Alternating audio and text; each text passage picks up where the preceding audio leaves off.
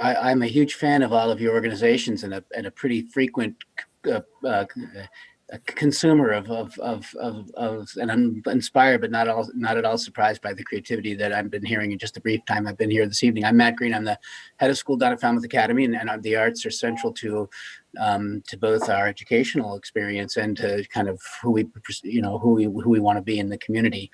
I'm just going to quickly go over kind of 4 challenges, and I'm going to let Arts Department Chair and our Director of Community Programs, George Scharr, kind of follow up by kind of giving you a couple details on how we responded to those challenges. As you know, as a school, we've had to respond to a number of health and safety regulations and recommendations. And one of the things that we've been confronted with is that we had to repurpose our beautiful theater and our art spaces as classrooms and other kind of spaces in order to have all of our students on campus. So George and his team, in order to make sure that our students were having a rich artistic experience, actually, to use the term that someone used before, made lemons out of lemonade with a program called the Immersion program. George, would you just give a quick overview of the Immersion program?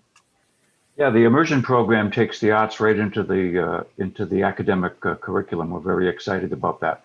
So just speaking about music, for example, we did a mathematics class with Pythagoras and ratios and pitches. And we just finished a series also with linking Shakespeare's Hamlet with Tchaikovsky's Overture to Hamlet. Susan Moffat, our photographer, took the kids out in photography for 8th grade and photographed and studied the history of the gravestones in the central yard in the old cemetery. And in studio art, we've done mandalas, which are circular art that helps the kids focus and relax. So they're all linked to that particular discipline. Very, very exciting. Drama. George and his team have worked with our classroom teachers to design over 50 interdisciplinary units that link the arts with the content that and are able to actually come into the classroom. Another challenge for us, as everybody's aware of right now, is the challenge of our ensembles, our music and our drama ensembles, and the notion of how to work with kids in that capacity. And again, not surprisingly, George and his team have come up with a sort of a creative solution in terms of relocating our programs. Well, that's because you gave us 6 tents outside. You put up 6 tents. We were playing music outside until about, I don't know, what's the date today? Until it really started to close in. Now we're moved inside. We have masks on the wind instruments. The chorus hasn't started yet. They start in January. They're very distanced, and we have special choral masks for them, reduce the size of the chorus. Yeah, lots of obstacles. The pandemic is starting to wear on somebody when your arts department chair is the highlight of his days when he tells you that he had been notified that the chorus masks had shipped. From a public point of view, obviously, those of you that have come to the Simon Center and the Herman Theater know that in a traditional year, we offer somewhere between 15 and 25 public community performances.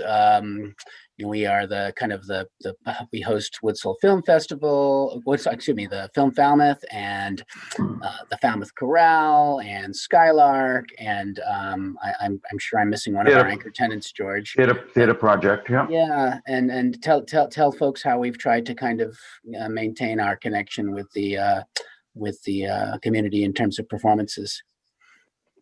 And we have a new lighting system going into the theater, which we're very excited about. Yep, so when we're up and running again, we'll be able to turn the theater over much quicker with much better lighting.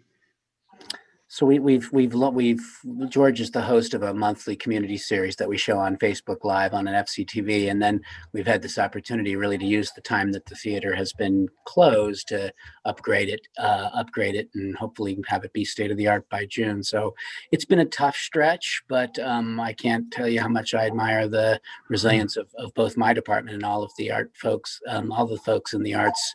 It's right in our mission statement, right? We reference the artistic community explicitly by name. So thank you all for everything that you're doing, and thank you for giving us the opportunity to speak this evening. Anything else, George? Amen. Thank you. No. Thank you, everybody. Thank you, Marilyn. It's a pleasure. Miss you all. Thank you so much. I'm glad to see there are some silver linings